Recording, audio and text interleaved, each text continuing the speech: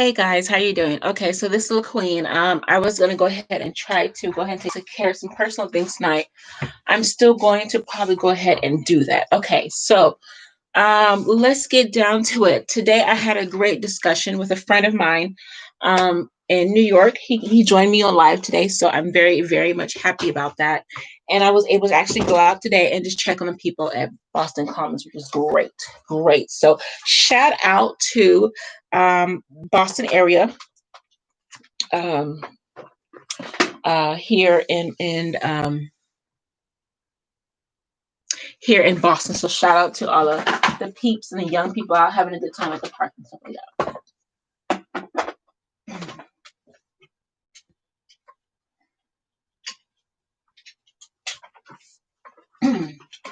So I'm going to ahead and make this quick as possible. Where's this one?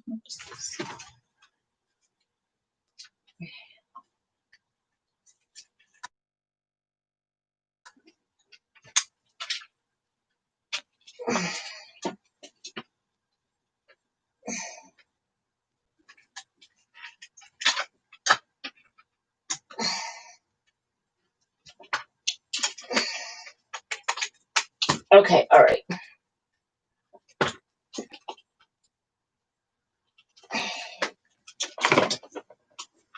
Okay, guys, so bear with me. I'm still trying to make a little bit of adjustments to some technical issues.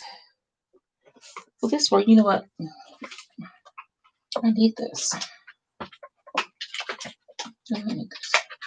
So bear with me, guys. I'm still trying to make a little bit of adjustments, okay?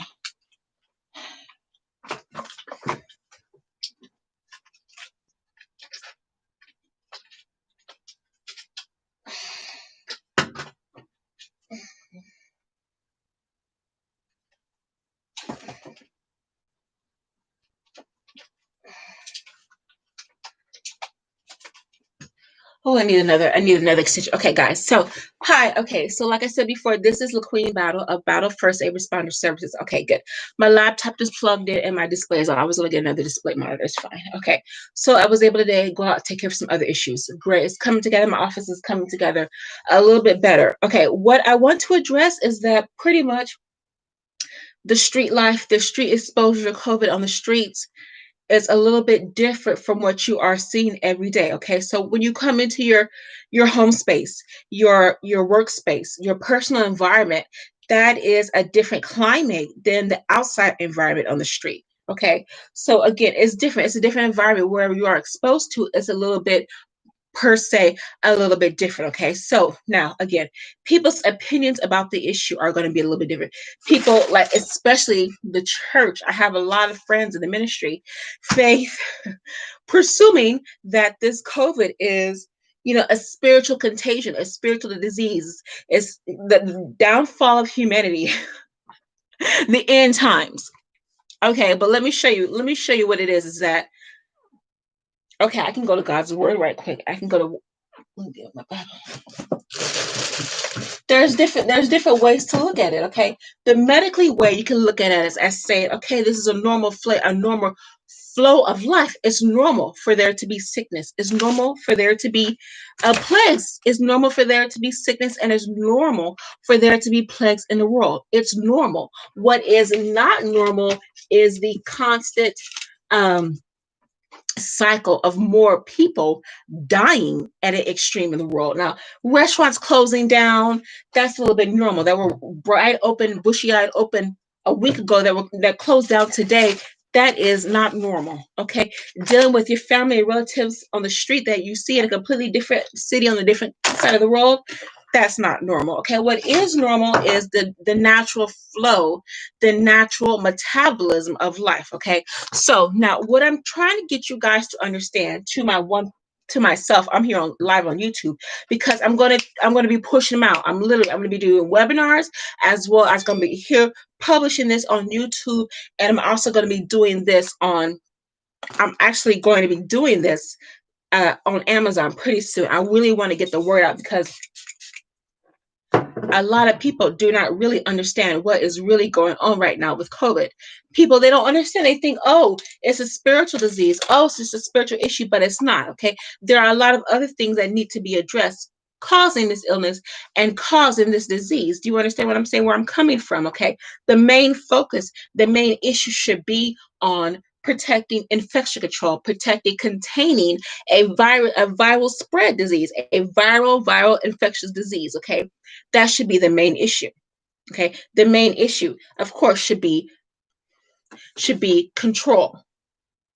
Okay, control. Now, right now, with what's going on with COVID, the ICD-9, the International Code Diagnosis Tool, okay, which pretty much controls all of all any kind of anything in the medical field. Okay, if you would go to a doctor and you just speak to your doctor, that's a regular office visit. That's a different diagnosis code to be billed to your insurance company, or if you go to, per se, if you go to the pharmacy has to bill your insurance with a different diagnosis code in order for you to pick up your prescription medicine that you need. Or per se, like you are you go you get you call the ambulance because you're having heart problems, or you call the ambulance because you are experiencing chest pain, or what it is, you call the ambulance because someone just got shot. You know what I'm saying? So that is also, when the ambulance arrive, they're going to have to write down on their forms that why you were seen, and that is a different diagnosis code that the ambulance people, the EMS technicians, have to observe and have to particularly diagnose you as, so that they can relay that information, that proper medical information, on to the clinical team at the hospital. It's common sense. Okay, so pretty much what I'm trying to get is, why do we need these diagnosis tools? Why do we need these ICD billing codes? Okay, it's very important, because right now, what is going on in COVID-19, as well as coronavirus, anything like that, is that a lot of insurance companies are not able to properly uh, diagnose this new virus contagion. It's new. It's not the normal flu. Okay, my it's not the normal flu. Okay, it's not the normal flu. What it is that it's a different symptoms. It's an onset of different symptoms that have happened before. Okay, it's a combination. Okay, a combination of different symptoms that have not happened before. Okay, so what it is that we, as clinicians, as medical people, need to get out there and figure out what is the combination of symptoms that is going on before that's not have been happening before. Okay, so again, as a clinician, as a dietitian, as a person in the medical field, I still pretty much have to do what I have to do in order to get it across that, yes, that this needs to be addressed. What do clinicians need to do? How do they properly find out about this illness, about this disease? Because you have to talk it, as well as you have to have webinars, you have to have Zoom meetings, you have to have Google Duo meetings. You have to talk it as well as other people in the medical field to figure out what's going on. So I'm here by myself, but there's other teams out there. There are teams in groups of 6. There are teams of groups of 10. There are people out there that relay it to people, okay, telling them that we need to get together as a clinical team, whether if you're in this hospital in LA, or if you're in this hospital in Florida, or if you're in this hospital in Texas, or if you're in this hospital in New York, Boston, DC. We need to get together as a group instead of relying on the government to tell us what we need to do. We need to come together as a medical community to really figure out what's going on about and address this issue. Okay, what is COVID-19? What are the symptoms, and what can we do about it? Do you guys understand where I'm coming from? What can we do about this illness? Now, it's a lot of different changes what's going on. Okay, it's a lot of needs that need to be addressed. Okay, so I'm really, really tired right now. So there's a lot of other issues, a lot of other needs that need to be addressed right now. Number one, what is the symptoms are different from every single person. Okay, chest cold. Okay, a cough, a fever, a low-grade fever or a high-grade fever. And then, of course, you have a history of respiratory illness, respiratory distress. Okay, you have a history of previous existing conditions, which could also leave you higher exposed to COVID, easily more predisposable to COVID-19. Okay, so there are a lot of other issues, a lot of other illnesses out there as well that you could do to address this issue. Okay. Okay, that you can do to address this issue. It's a lot of stuff out there that you can do. Okay, so here is the ICD code of 2020 that pretty much it helps all clinicians as well as clinical staff, nurses, doctors, even a phlebotomist, even a CNA, help them to look into this patient's chart and to figure out what were their previous symptoms onset and what can we do about it in the future. So this will happen to them in the past. Now that we have a new virus, now that we have a new disease, we can figure out what is progressing and what is going forward in the future. Do you guys get me? Do you guys know what I'm talking about? Okay, so here we go. I've got this from 3M, and 3M is a great, great technology company. They're producers of so many great technologies out there, phones, texts, all that, chips by 3M.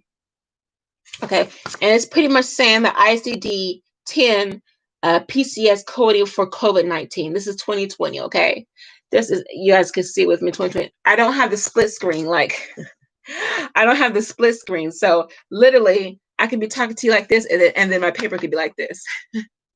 I don't have the split screen, guys. So work with me here, okay? Work with me. I'm trying to adjust to this new issue with technology, guys. So work with me on a lot of issues are here, okay? So pretty much what I really want to get across is that there's different symptoms for COVID related to people all around the world. Now, if you're in the East Coast right now, going on in New York, Boston, Philly, DC, you know what I'm saying, Pennsylvania, you are pretty much already been exposed to the virus, okay? And because there's bigger cities, and bigger cities have the easier access to the viruses. So pretty much all the people, most of the population right now on the East Coast, I'm not going to give you any uh, continuing statistics about that, but pretty much most of the population on the East Coast right here, these eastern cities, eastern shoreline has already been exposed to the COVID-19. We have great, great, great governors and great representatives out there that have pretty much told the public, have had daily press briefing conferences about what to do about this COVID-19 virus, okay, as well as military officials, National Guard people also having to deal with other issues like Black Lives Matter, other issues out there to deal with the public and the public's issue about what's going on, okay? Now, the people on the eastern shoreline have already been exposed to it, but now it's progression, like I said before, it's going into a momentum, into a southern momentum movement, okay? So now you have big cities like Los Angeles, Houston, Atlanta, Tampa, Miami, all these big cities going further down south are now being more disposed to it, okay? Now let me talk a little bit slower so you guys can actually understand what I'm talking about, okay? Here is Nurse Battle, Nurse Doctor Battle, okay? Because I really want to get this understanding. That's why, because I have a lot of family in Louisiana. I have family in Texas, and I have family in Los Angeles. I have family all over. People always ask me, especially here in Boston, they ask me, where are you from? Where are you from? Oh, I tell them I'm from Los Angeles. They're like, oh, no. What's the truth? What's the truth? I'm from where I'm from. Why do you got a problem with that? Do you know what I'm saying? Like, they're laughing at me. They're laughing at me. Okay, like, go back to where you came from. Are they going to take you back to, they're laughing at me about it. But you know what? The issue is the issue. The issue still remains. We need to get help out there for people down south.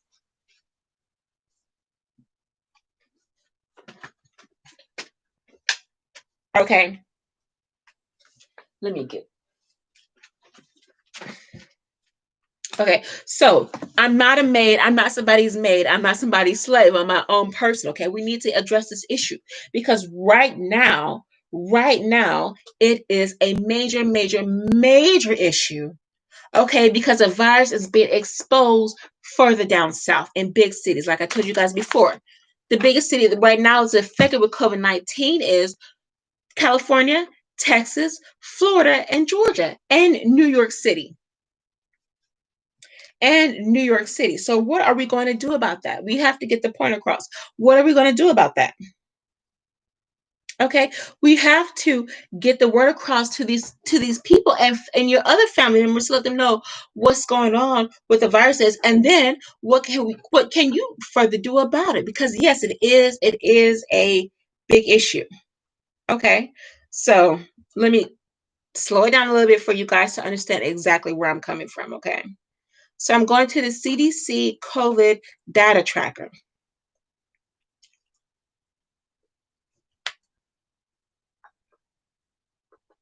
Okay, all right, here we go.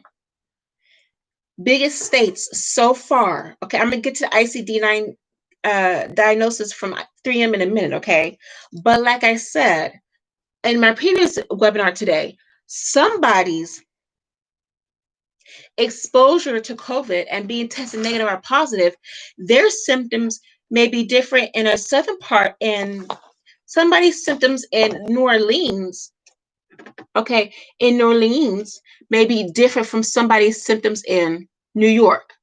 Somebody's symptoms in Florida may be different from somebody's symptoms in LA. Do you know what I'm saying? So what is the truth? The truth is that this exists.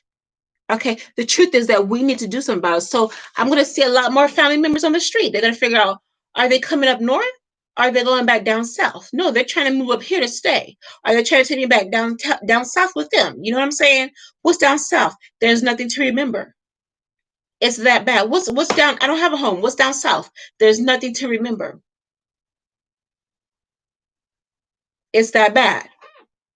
When you pass that Mason-Dixon line in Charlotte, North Carolina, then that's where it gets a little bit worse. I'm going to give you the stats from the CDC right quickly, okay? So shout out to my guy, Roland Martin. Shout out to you, Roland. Okay, I want to really want to get the point across right now, okay? So the biggest five cities that are affected with the COVID virus right now are number one, California. California, what you got in California?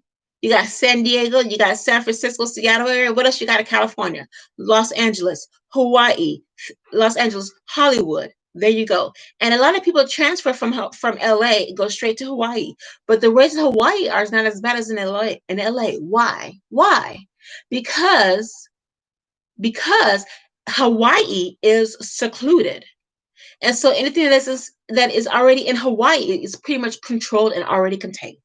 Get it? Okay. And plus, it's a more humid climate than California. The number one state right now affected by COVID-19 virus is oh, it went up. No, is California. The number one state, okay, is California. So I got a lot of homies running from California to Texas right now. I got a lot of homies running from California to Texas right now. They're running. Yes, I do. I got a lot of homies. And they're trying to go to London. Why are you trying to go to London? You know what? Europe won't even allow Americans in unless it's medically necessary, or they need their assistance, their work. Okay, they have to be an essential worker, or it is medically necessary due to a family illness or due to an emergency that they need to go to Europe. But Europe right now is not allowing Americans in its borders. Neither London, neither Germany, or neither Paris. They are closing their borders to Americans right now. Okay, so let's get this point across. The number one state right now affected by coronavirus, COVID-19, is California. Shout out to Linwood, shout out to West Side, Compton, Fresno, Florence, Florence Avenue, shout out. Okay, so number one state affected by California. Number one state affected by COVID-19 is California. 538,416 confirmed cases, confirmed positive cases of COVID-19. Number second state affected by COVID-19, Florida. Florida is again 512,421 confirmed cases. And I have a minister of Florida right now. He has been Pastor Rodney Howard-Brown. Your state is affected by COVID the worst, and he's in Tampa, Florida. He has been on a ministry marathon for the past 60 days. Pastor Rodney Howard-Brown has, I'm about to, I really need to cut it short. He has been on a ministry marathon for the past 60 days. The river at Tampa Bay. He is in Tampa, Florida. He has been on a ministry marathon, literally. His whole church has been on YouTube, on YouTube, having revivals for the past 60 days. And now it is day 78, and they still are on the Fire Conference.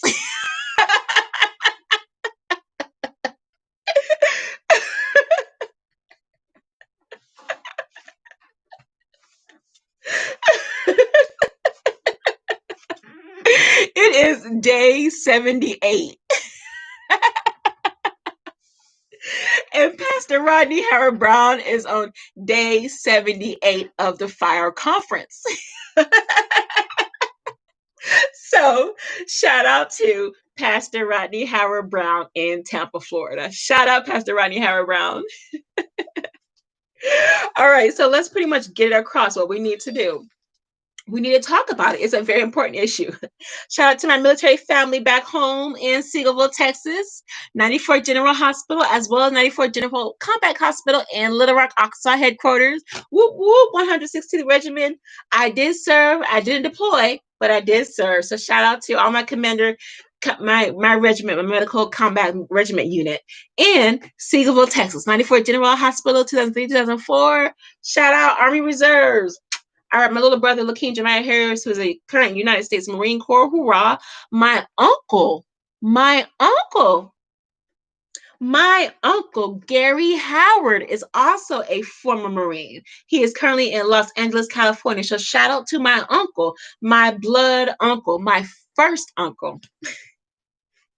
My first uncle, not my second cousin, not my half uncle, my full blood cousin, my full blood uncle, Gary Howard in Los Angeles, California, who is also a current Marine, hoorah. And my aunt, Darlene Mercer, who's a former Army brat, hoorah. And also my uncle, Menzie Clay, who is also former Navy, hoorah. And I got so many other family, my grandfather, Jack Battle, great-grandfather, who's also former Army, hoorah. And my cousins, Menzie Clay sons who are currently serving in the United States Navy and United States Marine Corps, and also Menzie served the United States National Guard too. So shout out to my military family and also my high school sweetheart, Craig Eddie White, who currently has retired from the United States Air Force. Shout out Craig. He's in Tampa, Florida right now. Okay, great. So right now we need to focus on, okay, the highest states populated. Right now, California, 500,000 people, 538 cases. Florida, another 500,000 people, 512, 421. Texas, 474, 524. New York City, not New York State, not upstate or downstate, but New York City is doing better. Now it's number 4 of 228,753. And then we have Georgia. We have Macon, Georgia, as well as we have Atlanta, Georgia. Georgia is now at number 5 of 209,004 cases of confirmed COVID-19 cases in the state of Georgia. That's Stacey Abrams' state, okay? So again, we have to be sure to get out there to our family and to our friends. There's great, great hospitals. In my previous webinar today, I gave some great, great hospitals and for people to get tested in. Dallas has great hospitals. Dallas Methodist, Parkland. There's great hospitals. Dallas and the Houston Medical Center in Houston, as well as San Antonio. Houston is one of the best cancer research institutes in the world. People from all over the world come just to Houston, Texas for cancer treatment. Now that is not any different from COVID treatment for a respiratory illness. It's the same for cancer research. It's not just a medical district, but all over Houston. It's spread apart, different medical districts and different medical cities, medical hospital. But the primary hospital unit in Houston is downtown off of Fenton Street in the medical district. So shout out to my former Houston Methodist family in Houston, Texas, Methodist, Houston Methodist Hospital on Fenton Street, Houston, Texas. Shout out to my former neuro ICU unit in Houston, Texas. All right, so pretty much great hospitals, okay? The top 5, one more time, okay? Because when Dr. Fauci speaks it, and when Dr. Fauci speaks it, and when I should actually be on Facebook right now, seriously,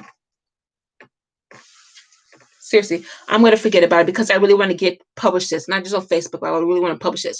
When Dr. Fauci speaks about it, he speaks about it on a government administrative high echelon level. Okay, so when Dr. Fauci speaks it, he speaks it like, okay, so these are the confirmed cases, Trump. What do we need to do, and where do we need to send the money and the grants in order for the communities as well as for hospitals to get the PPE equipment, and for major, big, huge institutions to get the financial support they can need to address to the whole community. Okay. Now, when Dr. Fauci speaks it, he speaks it on a higher level. He's not really talking to a normal person like you and me. Now, even though I'm in the medical field, I can still relate to him. But when Dr. Fauci speaks, and that's why Trump, as well as any other president, hires administrative people to address global issues like this. Now, when you have administrative people, especially professionals in their field already, they're not really talking to everyday Americans like you and me. They're talking to the people in charge of the facilities and the resources that we need. Okay. So they're talking to the people that control our resources. Okay. So as an American, I can take care of the illness by myself. I don't need a hospital, or I can go to the community hospital resource down the street, and they can give me everything I need, and I already know relay the information from the federal government and from the health department on what is really going on a nationwide level, rather than me, okay, trying to address the issue myself, or trying to remedy the issue myself. Do you guys get what I'm saying? Do you guys know where I'm going from here? Okay, so instead of me trying to address or trying to make some home remedy about all I need is just a little lemon water. Oh, all I need is just a salt bath. No, it's not going to work like that. This is a global epidemic. You need to get help outside your door to figure out what's going on. Because in your home environment, in your home space, it is contained. But as soon as you walk through that door, as soon as somebody comes through your door, you can be exposed to it very easily, like that, quickly. Like people can walk down the street and rape people very easily, or somebody can get shot down the street very easily, because right now the political climate is that bad. Seriously, it's a lot of it is out of order. It is really, really, really out of order. So what we need to do is we need to address the issue. How does this relate to me, and how does this relate to my neighborhood and community, my borough, my city, my neighborhood? Do you know what I'm saying? My church, my community, my neighbors, my family. How does this relate to me on a personal level? Okay. Now, when Dr. Fauci and Dr. Tedros speaks it from the World Health Organization, especially when Dr. Tedros speaks it, he speaks it to all around the world, to different countries around the world. So when Dr. Tedros speaks it, he speaks it to, okay, what country does this financial resources need to go to? So we need to send people to this country in order to pull out resources and automatically send emergency personnel to this country to help these people out right now. When Dr. Fauci speaks it from Washington, D.C., he's talking about it on a government level. That means he's talking to the hospitals. He's talking to the hospital directors. He's talking to the directors of the surgeon directors. He's talking to the hospital administrative staff who already know the general needs of the community. The hospital knows the population that comes in and the statistics of the population that comes in with a regular viral load versus the population that comes in here for a regular cough, or for a regular pneumonia, or for a regular seasonal flu. These top officials already know the statistics. They already got the books. They already got the books to prove it.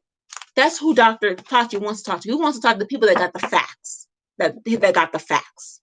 Okay? Okay? He wants to talk to the people that got the facts.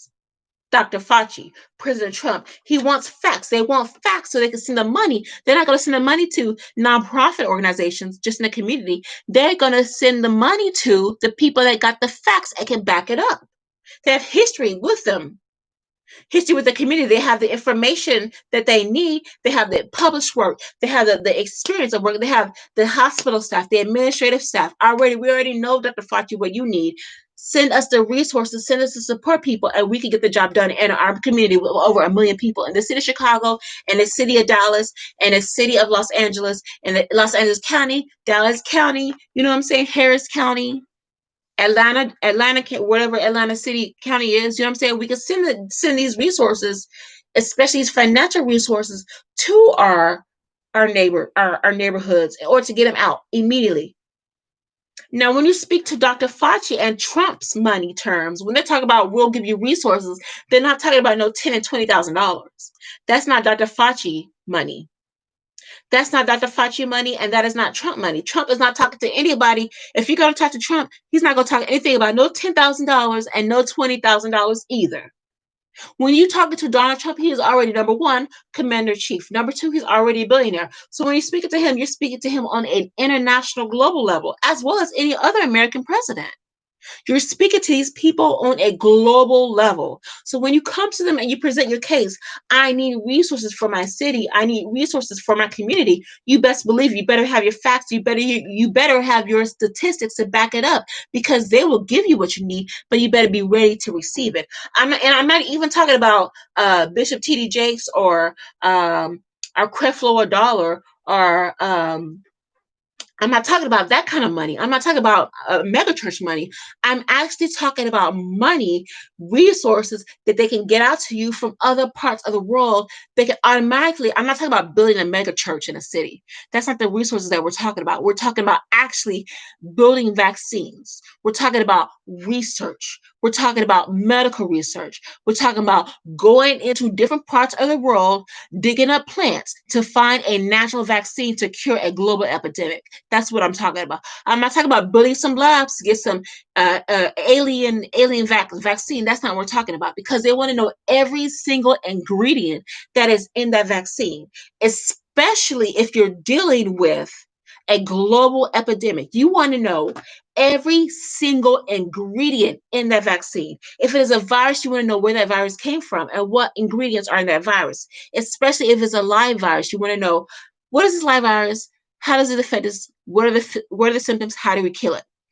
If you are injecting it, especially in the American population, if you are giving anything to Americans, Americans especially want to know, are eggs in that vaccine? Is nuts in that vaccine? Is soy in that vaccine? Is milk or any kind of milk products in that vaccine? As well as, are there any remnants of pork in the vaccine, especially for Americans? Is there any soy in this vaccine? Is there any milk products in this vaccine? And is there any kind of pork products or any kind of exposure to any pork animal in these products? Especially with Americans. Especially with Americans, just Americans in general.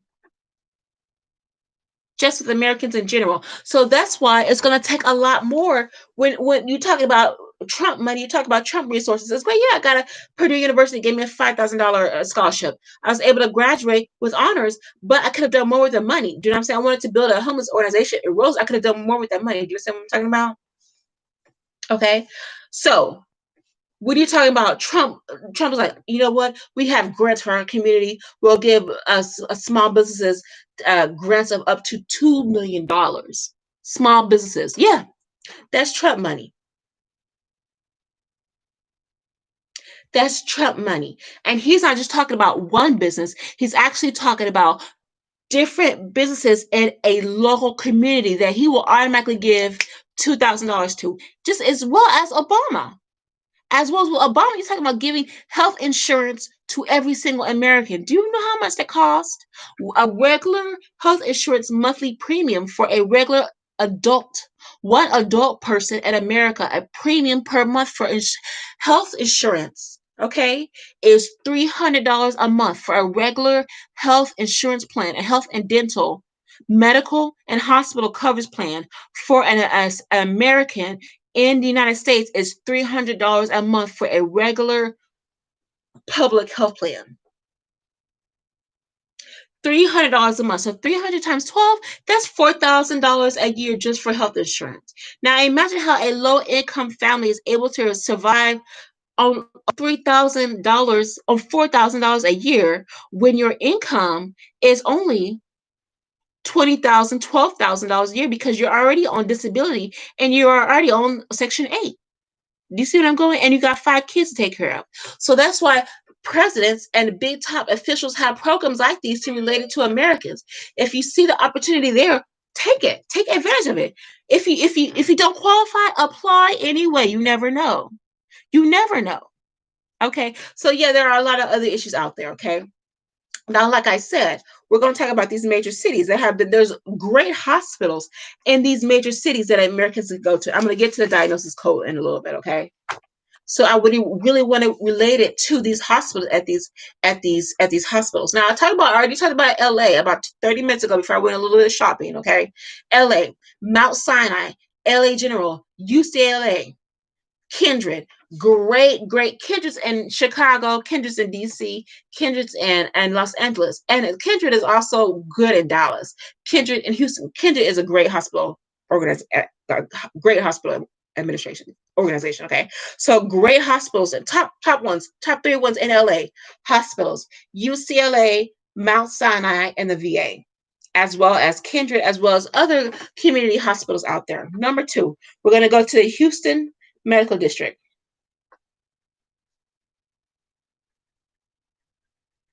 because I have tons of family and cousins and brothers and sisters in the city of Houston right now. Okay. Okay.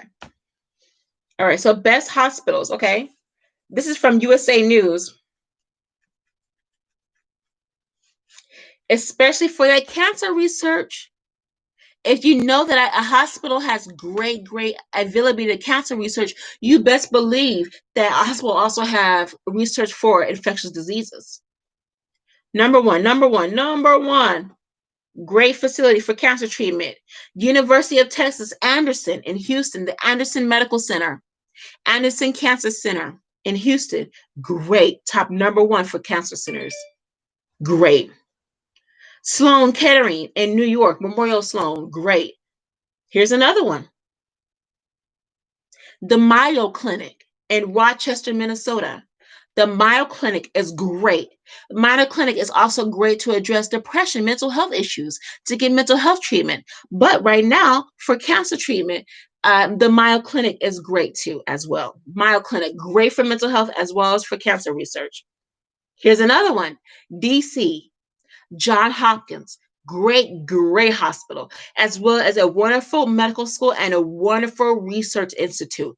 John Hopkins is top tier, top tier. I mean, you can't get any more professional. We have a great person in the Trump administration who is not in his right leadership right now, but he's a great person who worked at John Hopkins. Shout out to you, Ben Carson, as well. Okay. And here's another great clinic. Besides the Mayo Clinic, we have the Cleveland Clinic in Ohio. Great number 5 on cancer centers. Also great for research too. We have the Brigham Women's Cancer Center here in Boston. Brigham, great. Cedar Sinai in LA. Cedar Sinai is great. Northwestern Memorial. Oh my God, Northwestern Memorial Center in Chicago, Illinois. Great facility for cancer research, as well as for any kind of issues. They're professional. It is always clean, and the facilities are always tip top. You go into Northwestern. Now it's hard. It's very hard to get a job there at Northwestern. It's very competitive. But the staff, they're young staff, they're professional staff, and they're always very pleasant. Northwestern, and have really I mean, top students that work there from all around the world. So Northwestern is great. And here's another one. University of Washington, Seattle Cancer Care Alliance. Great. Seattle is another great place for research, for medical research. University of California, San Francisco, and San Francisco, the San Francisco UC San Francisco Medical Center. That's another one. The Moffitt Cancer Center in Tampa, Florida. That's a good one. The Barnes Jewish Hospital in St. Louis, the Siteman Cancer Center, the Siteman Barnes Jewish Hospital, the UCLA Medical Center in LA. Like I told you, that's already good. That's already good. Roswell in Buffalo. Oh my God, Buffalo is great. It's a little bit, their medical center is still a little small. Buffalo there's not as big as Houston or as big as LA or as big as New York, but still you can get what you need if you know what you're doing in New York. Just don't go to Buffalo General. I'm sorry. I'm very sorry. Just don't go to Buffalo General. Roswell is great. Roswell Cancer Center in Buffalo, upstate New York, great. It's hard to get in contact with somebody because you have to go through registration for cancer care, but it's great.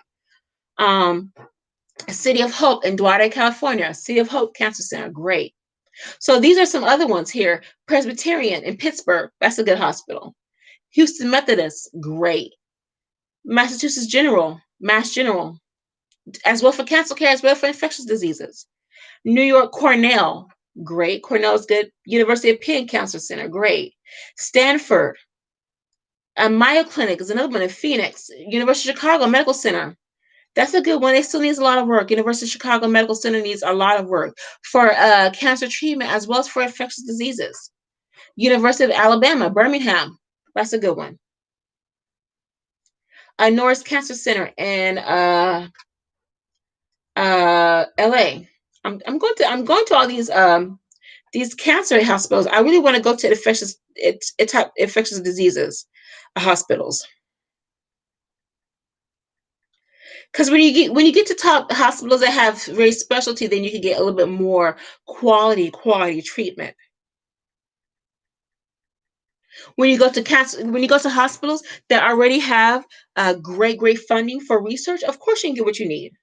Yes, not an issue, not a problem.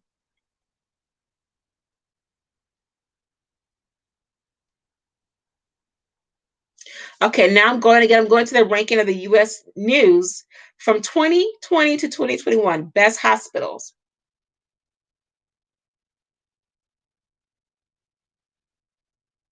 Got best children's hospitals and best hospitals.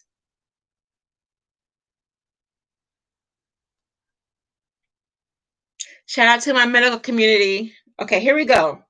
Here's an honor roll of the U.S. News 2021 for best hospitals for infectious diseases. Okay, this came out on, when was this released? I'm on my website. Yes, it's new. Best hospitals. Here we go. Here we go. Here we go. Here's the honor roll. Oh, I want to go to the list.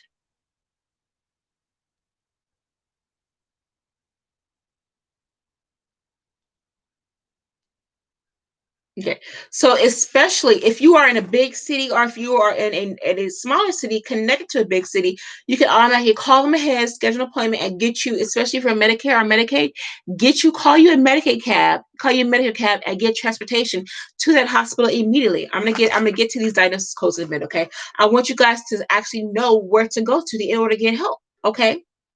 Great hospitals. Here we go. The Mayo Clinic, another satellite hospital in Rochester, Minnesota. Mayo Clinic, the Cleveland Clinic in Ohio, great for research. John Hopkins in Baltimore. That's number 3 on the USA News. John Hopkins is the bomb. Okay, John Hopkins is clean. It may look a little bit dark on the outside, but it's clean. It's specialized, and they're always top professionals because you're at John Hopkins number 1, and number 2 you're in Washington D.C. Even though it's in Baltimore, Maryland, it's still in Baltimore, but you're still in Washington D.C. So John Hopkins, tip. Now, Cornell Presbyterian Hospital, Columbia and Cornell in New York City. UCLA Medical Center, great. Oh my God. Especially in Los Angeles, you will be surprised because LA is more spread out, east and west, but it's spread out. LA County is all over. You'll be able to find small clinics that have COVID testing as well as big hospitals because LA is spread out. And different communities have like 5, 10 hospitals just in LA County. Okay.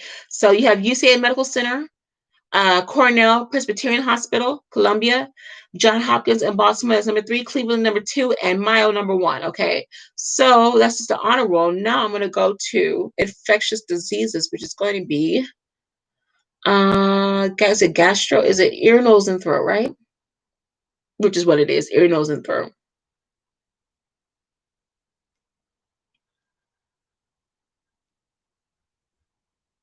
Just in general, number 1, John Hopkins. Number 2, Memorial Kettering in New York City. Number 3, the Mayo Clinic in Rochester, Minnesota. Number 4, for anything ear, nose, and throat, was what you're dealing with right now with COVID, a lot of issues, automatically. Google best top hospitals. 4, Anderson Medical Center in Houston. Number 5, Ohio State University Wexner Medical Center in Columbus. The Massachusetts Mass General Hospital here in Boston. University of Iowa in Iowa City, UCLA and Medical Center in LA, University of Penn in Philadelphia, Vanderbilt in Nashville, New York Presbyterian in New York, University of Michigan, the University of Michigan Medical Center in Ann Arbor. Great, great. Michigan. Oh my God. Not Detroit. I'm talking about more like upper towards the Canadian border. I'm talking about Ann Arbor and Detroit. Okay. Michigan has great schools. Sasha Obama's going there. I mean, yes, Malia is Malia, right? Or something. Sasha's going there. Is it Malia or Sasha? Malia's going there. Malia Obama's already gone to the University of Michigan. And then Michigan already has great access to healthcare.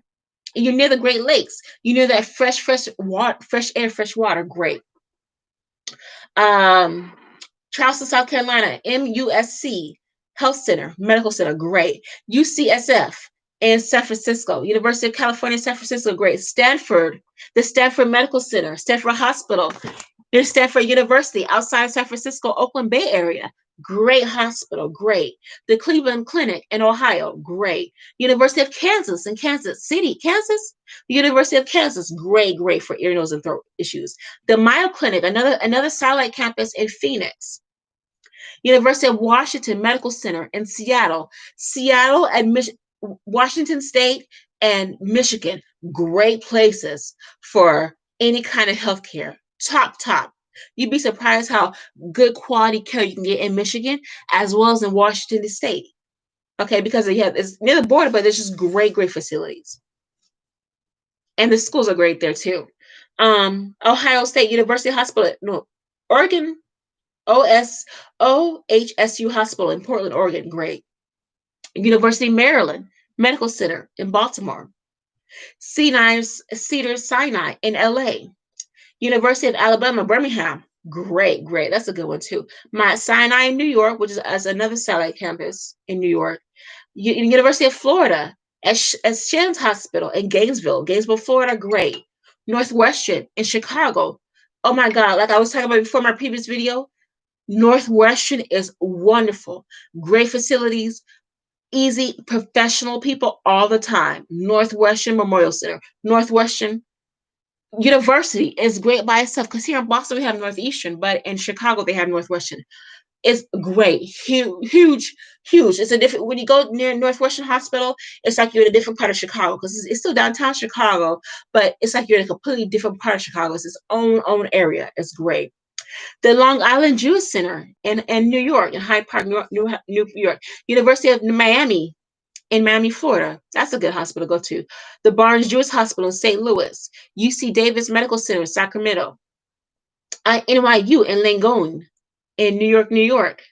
Manhattan Eye, Ears, and Throat Hospital. That's in New York City too. UPMC Presbyterian in Pittsburgh. Brigham Women's Hospital here in Boston. That's a good one.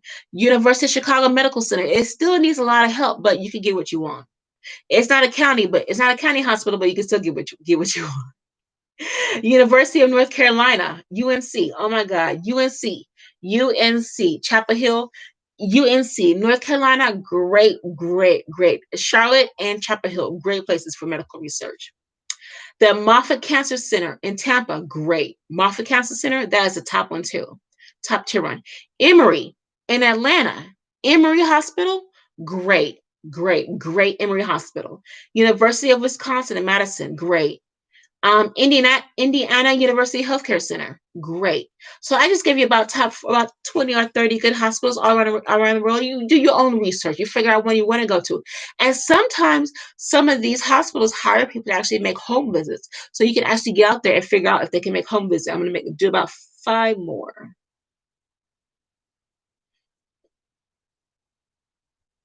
Do about 5 more. Rush University Medical Center in Chicago. Rush is great. It's a smaller hospital than, you say, University of Chicago Medical Center or Northwestern, but Rush is still great. It's a smaller system. It's right near the county, but you're still dealing with a lot more young people that have the experience as well as professional staff. Rush Hospital, great. Cleveland Medical Center in Cleveland, great. Keck Medical Center in USC, another great one. Memorial Hermann in Houston. Memorial Hermann is a good one. It's kind of like a county hospital. It's not a Houston County hospital, but they still got a lot of work to do. Rush, like I said, Rush is good. Yale New Haven Hospital in New Haven, Connecticut. Yale New Haven Hospital, great one. And here's another one, Houston Methodist. I was a volunteer at Houston Methodist when George Bush went there for his treatment, for one of his surgeries. President George H.W. Bush. University of Florida, Jacksonville. Another good. Anything Florida, Miami, Tampa, Pensacola, anything like that. St. Pete, great. Beaumont Hospital in Michigan, Duke University Hospital, Duke, and right there in Durham, North Carolina, Duke, number one. A great school as well as great facilities. Baylor. Oh my God, Baylor's number 53. This is crazy. Baylor University Medical Center in Dallas. Baylor is another great hospital to go to. Great hospital facility. Penn Hospital, Loyola outside Chicago, Loyola Medical Center. Providence, St. Joseph's, and Burbank. Albany Medical Center in Albany. Now, it still needs a lot of work. Oh my God, I had a tweet at Albany Medical Center. Albany is run by a lot of young people, but the administrative staff still needs a lot of help. Okay. Frederick Hospital and Medical College Medical School of Wisconsin, Milwaukee, great one. UC San Diego in La Jolla, great one. University of Colorado, UC Health in Colorado, in Aurora, great one. Boston Medical Center, it still needs work. University of Cincinnati Medical Center. University of Utah, University of Kentucky, Mercy Hospital in St. Louis, great facilities. Mercy Hospital is great. Jackson Hospital, Jackson Health System in Miami, North Shore in Evanston, Illinois, out right north of Chicago, great. North Shore, great. Christiana Care in New York, in Delaware, great. Carolinas and Charlotte. Virginia Mason in Seattle. Again, like I was telling you before, Seattle and great and Michigan, great places to get health care. UT Southwestern in Dallas. Now it's more of a research hospital, but again, it's a lot. It's more of a research school, but it's a lot to be done to it. A younger crowd there. Baylor in Dallas, Baylor in Waco, and Baylor in Temple, Texas. Great. Hartford, Connecticut. University of Minnesota Medical Center, Porter, Adventist in Denver.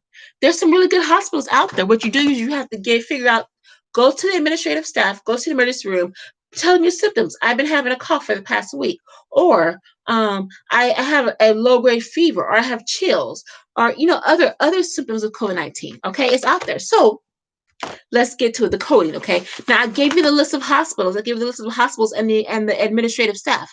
All of these top tier hospitals have to go through the government, and the government has to know, why do you want our money? Why are we going to give you money? You have to show us proof that you know what you're doing, and you have to show us proof and the stats behind all the patients that you have treated, and let us know the symptoms behind every single patient and the diagnosis that your physicians and your nurses use to diagnose the patients. Let us know exactly where our money is going to. Do you see what I'm saying? Okay, all right. So here is from 3M, the ICD-9 codes, okay, to treat. This is a regular general list, okay, to treat. Well, how do you diagnose COVID-19? How do you properly diagnose it? Okay, so the first diagnosis is the ICD-10. I should have got the ICD-9 code. Okay, it's called PCS. ICD-10 PCS, and the code for that is 5A1935Z. Okay, and it's also listed under the drug diagnosis code as MS Drug 208. Okay, now one of the principal diagnoses here for the ICD-10 code is going to be, you're presented with a respiratory symptom principal diagnosis with, you have respiratory illness with mechanical ventilation less than 96 hours. Okay, so I already know right here. It's telling me that person has respiratory distress, heavy breathing, heavy respirations, and they already been on a they already have been on a ventilator for less than 3 to 4 days. Are automatically right there, they're on a ventilator and they have respiratory distress. Automatically, right there, bang, COVID-19. There's a diagnosis code for that: ICD-10 PCS 5A 1935Z. Automatically, because a lot of clinical staff already have this ICD-10. This is not the ICD-9. Okay. Right there, number one principal diagnosis code for COVID-19. That person has respiratory distress and they are automatically already on a ventilator. Okay. Number two, they present a respiratory system principal diagnosis with mechanical ventilation greater than 96 hours. So they've been on the ventilator less than 96 hours and they're on the ventilator greater. Okay. The next one, they have sepsis due to COVID-19, includes mechanical ventilation less than 96 hours. Now, like I said before, okay, this is where it gets complicated. Okay. Okay, this is the 3M. I have to, okay, let me see. This is where it gets a little bit complicated going to these diagnoses, because COVID-19, this coronavirus, is a corona of symptoms. It is a combination of symptoms. What does that mean? What does that mean? That means that it's a combination of more than at least 5 different principal diagnoses. So it's really hard to put 5 different symptoms, 5 different diagnoses into just one whole general, you know what I'm saying? One whole general list of one particular illness. Okay, now having pink eye is different, but actually going into the field and getting proper, figuring out what is the specified symptom for this virus is different. Now, right here, 3M, this website is telling me the principal diagnosis to finalize the diagnosis on the principal symptoms to finalize what COVID is automatically, if this person has COVID and has already been properly assessed by medical staff, that means that person's already on a ventilator, either more than 3 days or less than 3 days. You see where I'm going? And you guys know I'm tired. You see where I'm going? Okay, so that is a major issue. I don't have anybody with me, but bear with me, okay? Because I'm going to be doing another webinar too. I have to get ready to leave tonight, get some rest. Okay.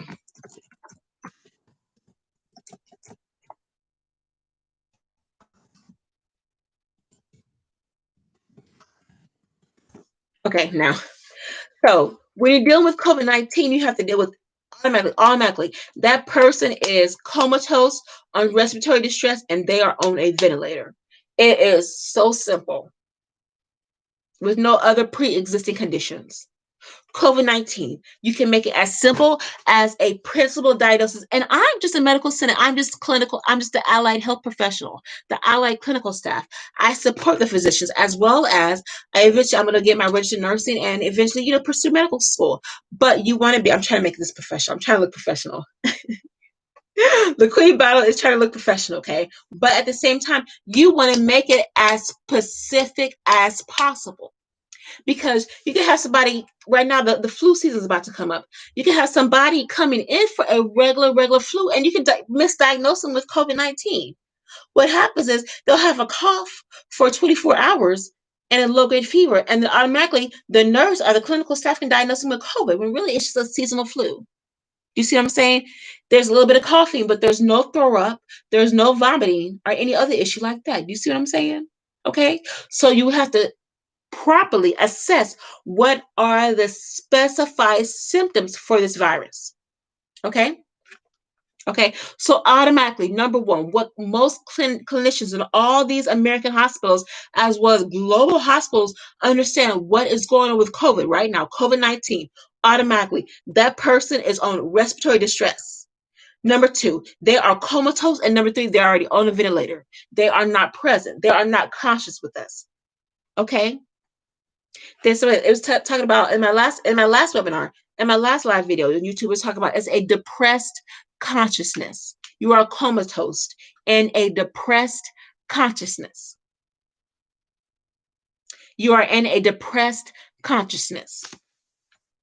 Okay, so again, there's a lot of other issues going on with that as well. Okay, now I'm on the ICD-10 code diagnosis by 3M, which is a science technology firm.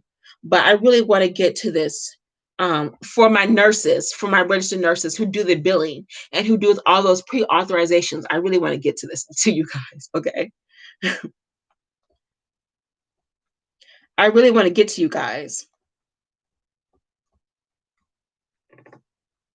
Okay, here we go.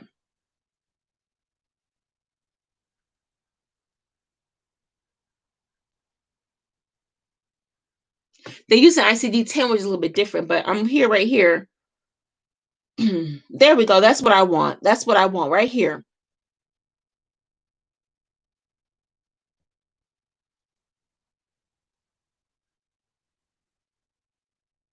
Okay, that's what I want. This is what I want. Okay, because it really tried to explain this in the 3M, but the 3M, the World Health Organization got to me as extremely impossible because I'm an allied health professional. Why do I need to know this? Because I'm filling out all these. I'm going to be doing all this COVID testing. Okay, and I need to know.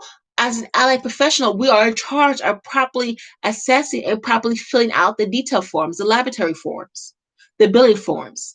You have to properly bill it through Epic, and especially with Epic, you have to know that they generalize the diagnosis, but you usually have to know the diagnosis codes as well, especially when you work with Epic. Okay, so here it is, the four for the World Health Organization. Okay, emergency use ICD codes for COVID-19 disease outbreak. Okay, now for an emergency ICD-10 code, here is the ICD-10 code for COVID-19. The code is U07.1. U07.1, which means that it's identified it has been confirmed by laboratory testing. Okay. It means it has been confirmed by laboratory testing. Okay. Number two, there's another ICD code now. It's called U072. Now I have my aunt and I have nurses in the medical field. They know all these ICD-10, all these ICD codes by heart because they do this every single day. They already know what the letters mean, everything like that. They do these codes every single day. Okay. So here's another one. The ICD-10 code of U07.2. Okay, is U, which means I think it's like unidentified. Yeah. I think U means unidentified.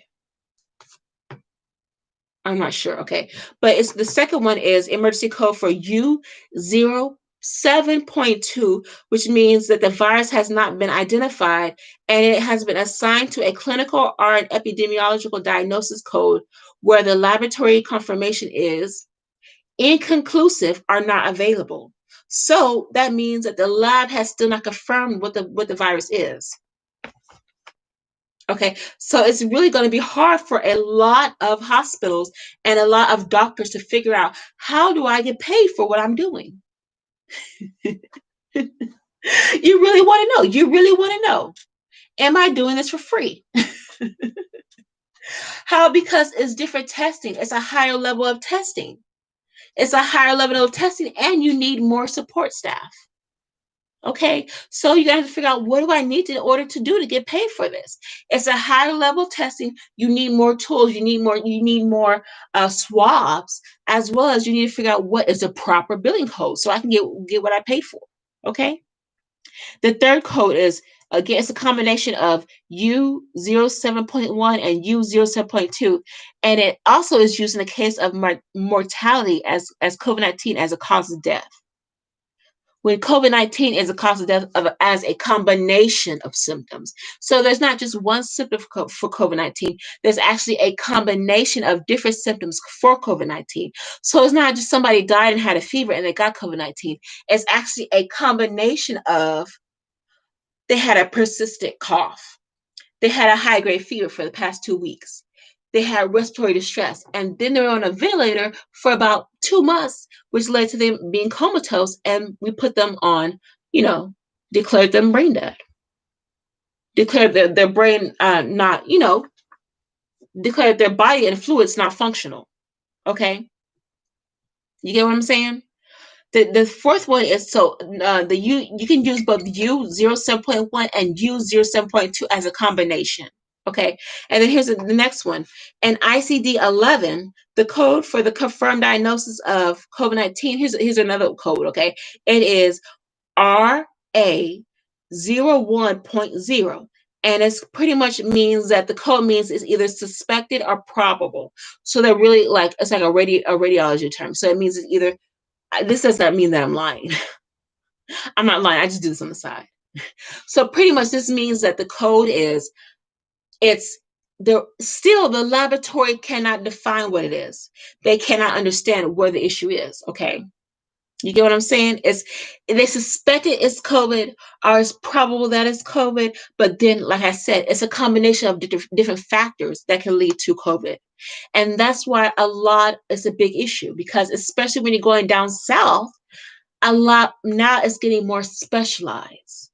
So now when we get down south to Texas, to Atlanta, to Miami, to New Orleans, now that actually all these hospitals, University of Miami, Cedar's Mount Sinai, UCLA, Harris Methodist, Houston Methodist, Baylor, all these hospitals are actually going to get together and figure out what it is.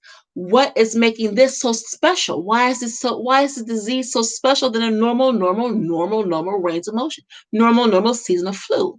And when you get further down south, especially when you get past Nashville and Memphis, then you actually have more people that have experience, okay, they can figure out how do we contain it, and they can actually get to the root of the illness, because they're already done with it on the East Coast. Now you have all the nurses coming back home, all the doctor staff coming back home, and they're actually figuring out how do we specialize in this, okay?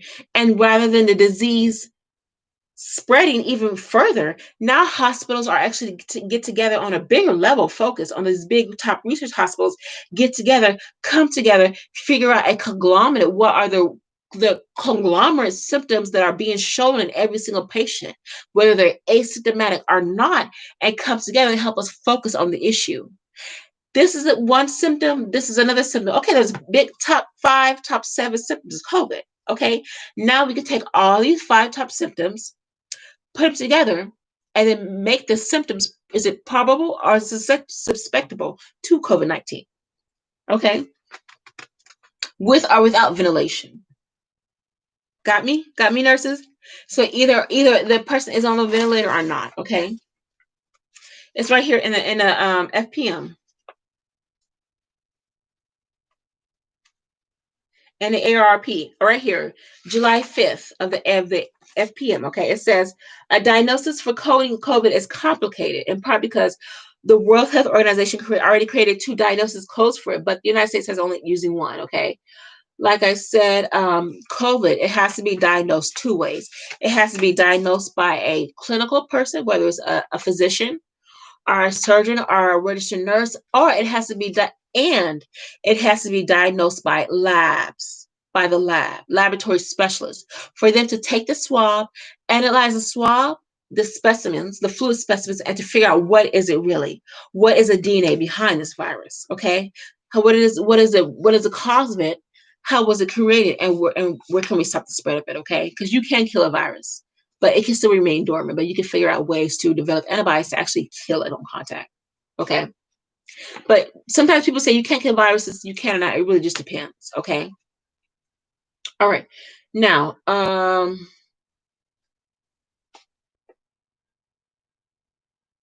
okay, here we go. Okay, this is also an FPM, an online medical journal. How do we properly document and code for a patient who is clinically diagnosed? If we only use symptom codes, okay, understand, okay, if the doctors are only using codes for, they're generalizing, they're having a generalization of 5 different symptoms, which lead to a COVID-19 diagnosis, that's still not going to work. You can't really diagnose a COVID, a virus on this level just by symptoms alone. You actually have to back up the symptoms, the explain, confirm symptoms, and back it up by that laboratory science. Okay, so patients will most likely not be covered by their insurance companies for COVID-19 care, and they will also not be included in a disease registry. What does that mean? There's no registry. There's no CDC list for COVID-19 patients. It's only on a city by city list, a city by city, document list, or a directory of who has who and who is confirmed positive or not. Now, this is important because many payers are waiving any cost share responsibility for patients diagnosed with COVID-19. So a lot of these insurance companies are saying, hey, if you want to get COVID testing, come for free. You don't have to pay, but you still have to show your insurance card. See how that works? Okay. However, in order for the claim to be accepted as COVID-19 related service, it must have a correct COVID-19 diagnosis code. Okay, so this is very important I say important a lot, I'm sorry. It's very, very necessary, okay, for doctors to figure out how, if this testing is free, it's free for the patients, but what about us?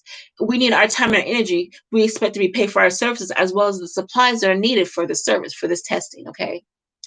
Now, it has to have a proper COVID-19 diagnosis code in order to be billed and accepted by Department of Human Services, Centers for Medicaid and Medicare Services, and every single insurance company, Aetna, United Healthcare, Humana out there that knows what COVID is going on. Okay. Now, also, if the patient is in a disease registry by their local county Department of Health, it allows for adequate follow-up. So what it's saying is that this registry allows for doctors to contact patients that they've seen before in order to follow up on their symptoms. Okay. Now, especially if we start to use serological testing for patients. Sensitivity to the COVID-19 reverse transcriptase, which is the DNA behind the virus, our diagnosis tests have been reported to be 70% positive with a single respiratory, 70% accurate, okay, with a single respiratory swab.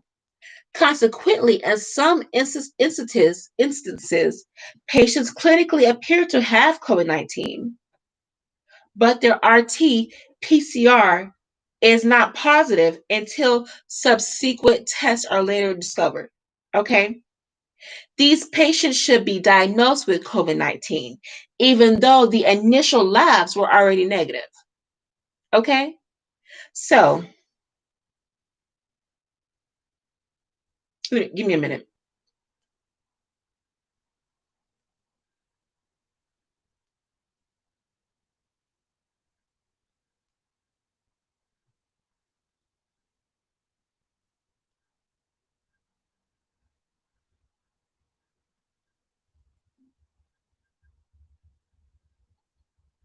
Okay. Here's what it's saying. It's saying that in some cases, patients appear clinically by a physician or a doctor or a nurse to have the symptoms, to have COVID-19, but their lab results, the clinical diagnosis of their lab results, the gene, okay, that confirms whether it's COVID or not, the RT-PCR is not positive. It doesn't show up as COVID with that one particular gene, RT-PCR, until later on further testing.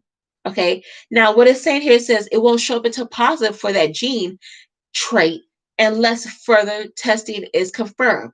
Now, when further testing is confirmed, then that person should still be diagnosed with COVID-19, positive diagnosis. Okay.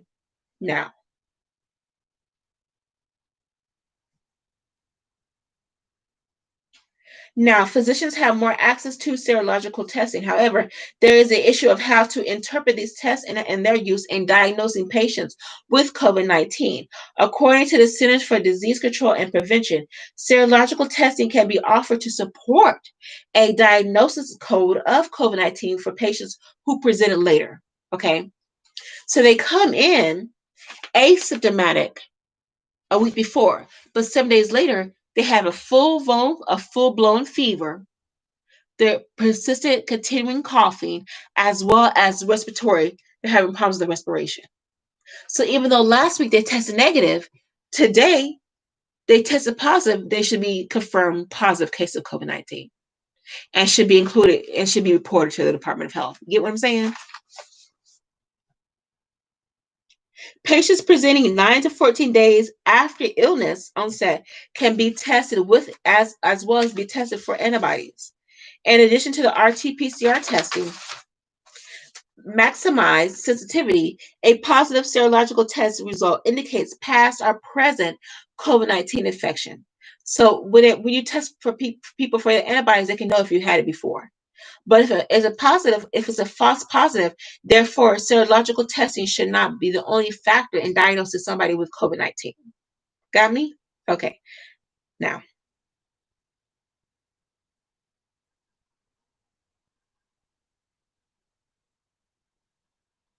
there's a lot of other arguments behind this, okay? I'm going to continue talking about this. Now, this is from the medical journal FPM and the AAFP. Now, without having a diagnosis code for both lab-confirmed COVID-19 testing and clinically diagnosed COVID-19, we only have one option. Either use a code of U07.1 for COVID-19. For purposes of vital statistics reporting, the CDC's National Center for Health Statistics has confirmed that the proper diagnosis code of U07.1 can be both used for both confirmed, lab confirmed, and clinically diagnosed patients who have died. So yes, you can use just one diagnosis code for COVID-19, U07.1. But the CDC's broader guidance on coding for living patients that have survived is a little bit different, okay? So, code only a confirmed diagnosis of the 2019 novel coronavirus as documented by the provider, documentation of a positive COVID-19 test result, or a presumptive positive presumptive positive type of test performed. The provider's documentation that the individual has COVID-19 is sufficient. The phrase "as documented by the provider" can be interpreted to mean as clinically diagnosed by the provider. Okay, now here's more into it. This is a really good article. Now, different diagnosis algorithms can be used for diagnosing patients with COVID-19. Physicians should take prevalence and incidence in their own community into consideration, not just where their workspace is, not just in their own environment or the community around their hospitals per se, but they should also, when they go home, take it to circumstance that is happening in their own home, within their own families. Okay.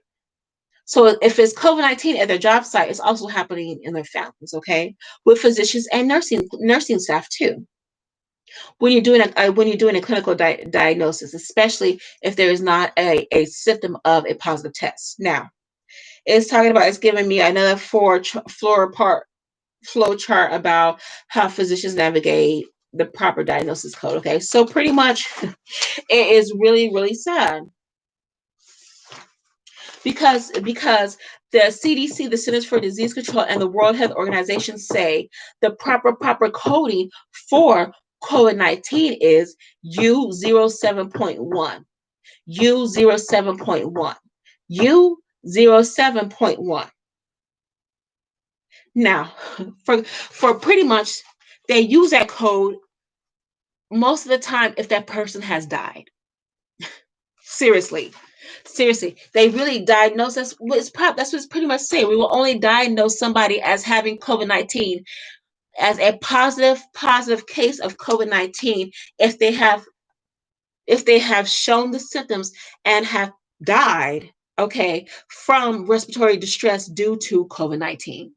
They were only that's pretty much what it's saying. We were only It's really sad. It's really sad. So pretty much doctors and clinical staff as well as hospital administrators are pretty much not counting people that have been confirmed positive.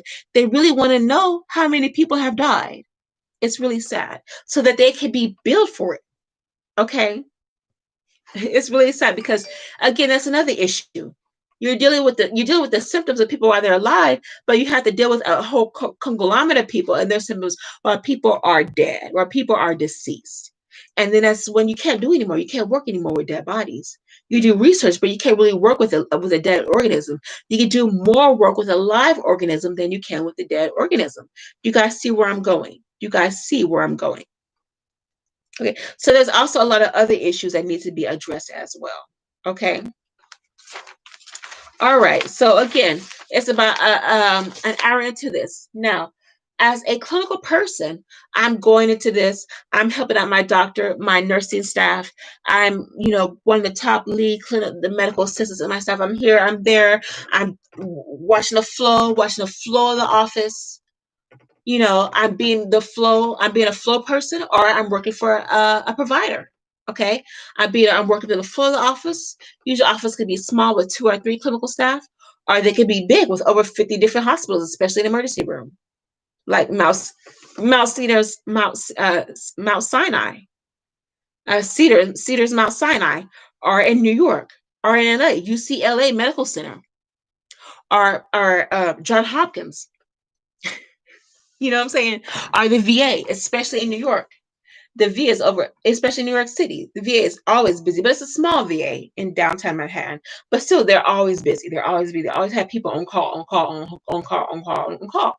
Okay, so I have to figure out where is the flow of where the clinical staff is going to need me, as well as if I see a whole load of butt people outside in the patient waiting area, I'm going to figure out why are there so many people outside, and why is there all of a sudden a similarity behind all these people. Why is everybody in the waiting room? Well, there's over 100 people outside in the waiting room, and why are all of them coughing? Why are most of these patients outside in the waiting area have water dripping from their body? They're sweating. Not only that, they're coughing and they're sweating, but they're having problems breathing like this. They're coughing and they're sweating and they're having trouble breathing. They're holding their chest like this, like they're in chest pain. Okay. So there's a lot of other issues that need to be addressed as well as on a whole. Okay. As well as on a whole. Okay. So now it's 2020. It's 2020. It can be what you can make COVID-19 to be out whatever you want it to be. You can make it a sign of the end times. You can make a sign of the Jesus is to come. The world is over. The government is shut down. The plague is here. You can do whatever. Or you can say, thank you, God, for another day. I received the sunrise and I received the sunset. I'm going to continue with my blessing. God has not given me more than I can bear. You see what I'm saying? So this is just a presence of things to come in the future. Okay, what this is teaching us is teaching, especially the medical community, is teaching us how to be prepared. How to be prepared and how to come together and how to communicate on a different level and on a new level, increased communication among hospitals and among clinical staff. So what that means is increased communication between neighboring hospitals in this city as well as hospitals all around the world, as well as make sure that every single person on the team floor is included on every single decision. Okay, you're if you're on the floor, you are included in a team's decision. If you are the cleaning staff, you have to wear gloves, you have to wear a face mask, you have to wear PPE gear. You have to be careful in your contact with the patients while you're using cleaning solutions. If you are a nurse, if you are a CNA, if you are a PCT, you have to be very cautious that you have a face mask on as well as an eye gear on. Okay, you see what I'm saying? Because you might be exposed to droplets from patients. Okay, and especially if you are a physician, you better be up on your research. You better know what is going on. Because if I come to a physician, if I come to a doctor fresh out of medical school and they don't know what's going on, and you tell them I'm coughing, I'm sweating, and I'm breathing heavily, I don't know what to do. It's on the news, and you should tell me what to do. And the doctor looks at you like, huh? Well, doctor, please go back and get me a presiding physician who knows what the fuck is going on, because I don't feel good. Okay, so doctors, nursing, clinical staff, be be up to date with their research. Know what is going on. If you don't know what is going on, ask about it. If you can't ask about it, sit down and just observe the scenery around you. Look at people and look at their symptoms. Just look around. Just sit down and look around. Look around. Are people coughing? Are they sweating? Are they breathing heavily? Does it look like people are from the city? Does it look like does this look like these are our neighbors? Or does it look like people from another different part of the world, another different country? Not immigrants, it's actually looking for people from another different part of the country. Okay? So you really have to observe what is going on. And yes, crime is on the rise. Crime is on the rise. Drugs are on the rise, and prostitution is on the rise. But just because the government is out of control, the economy is out of control. You and your family unit at home do not also have to be out of control at the same time. You get me? You get me? You don't have to be out of control either. You can actually take this advice, take heed to all the research that is going on around you and your family, and take the advice from other medical staffs and medical clinicians. Take heed to it. Listen, you don't have to be naive and gullible to everything, but if you see something that's going on, sit down and observe the situation. Sit down and observe. Is this going to happen to me too? Well, yeah, it's called a virus and it's a respiratory virus.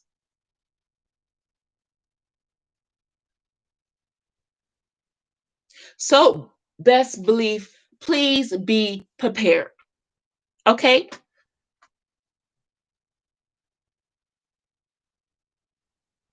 Be prepared. Be prepared. Just be prepared. Be prepared. Okay. Now I know I'm like professional presentable. I'm sorry about that. But I mean I can make it, you want to pretty much be prepared about what's going on around you. Okay. Just be prepared. Be prepared. Just be prepared. Be prepared. Okay. All right. It is 8 o'clock here on Saturday night, August the 8th. This is LaQueen Battle from Battle First Aid Responder Services. I am a hot mess, but I am trying to get it together. Okay. Literally. Literally. All right. So I'm ready to have bags on my eyes. Oh my God. But keep me in your thoughts and prayers. I'm going through a lot, but I know I will overcome. Oh my God. Okay. So keep me in your thoughts and prayers. All right, so this is LaQueen from Battle First Aid Responder Services. Again, the ICD-10 code for COVID-19 coronavirus is U. Here it is, U0. I'm sorry. This is posted July 5th from 2020 from FPM Magazine. Let me look at this FPM article a little bit more detailed. It is U07.1. U07.1, it has been identified, confirmed by the lab as 07.1, and 07.2, it has not been identified by the lab, but it has been clinically diagnosed by physicians. There you go. All right. Thank you so much, guys. I will continue on my COVID research. I'm doing the clinical side aspect of it now. I did more of the social relationship side of it, but now I'm doing the clinical side on it. So I thank you guys. I thank you so much for your continued support and love. Please, okay, keep me in thoughts and prayers. I'm on Facebook. I'm on Instagram. I'm also on Cash App, Venmo, and PayPal. I love you guys. Please, again, keep me in your thoughts and prayers and keep me encouraged as I will continue to encourage you. I'm going through some stuff right now, but you know what? Hey, the kettle's in the kitchen. If you can't handle the fire, get out of the kitchen. But at the same time, though, I will continue on. All right, this is LaQueen Battle, certified medical assistant, certified adult pediatric and adult first aid, certified naloxone overdose person to treat overdoses. As well as National Certified Medical Assistant, honors graduate from Purdue University, nonprofit director, a lot of things. I'm working through a lot of things. I'm getting a lot of things involved, so I'm very, very much happy about that. I love you guys. Keep me in your thoughts and prayers. Coming here from downtown Boston in the financial district. This is LaQueen Battle First Aid Responder Services here in the community and the world. I love you guys. Bye.